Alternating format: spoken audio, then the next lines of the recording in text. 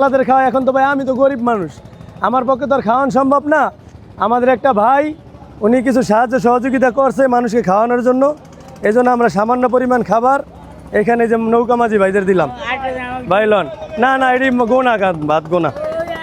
কাকা ধরেন, এই যে এনে আপনার 3টা আছে বুঝছেন, এনে 3টা আছে, একটু আগান একটু আগান। আচ্ছা আমি এই লন, এই যে দিয়া দিলাম, আমরাও গরিব মানুষকেও খাওয়াই গরিব। এই লন এনে এনে আছে একটা, না না কারণ আপনার উপরে যাই দিতেছি, এটা আপনি নেন, আপনি আমার লাগে উপরে আন, উপরে যাই দিতেছি।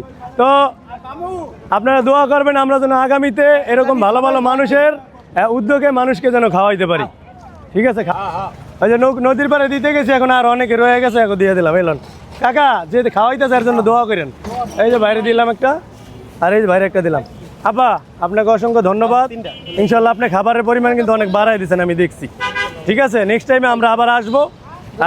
আচ্ছা ভালো থাকেন, আপনার ব্যবসার জন্য দোয়া।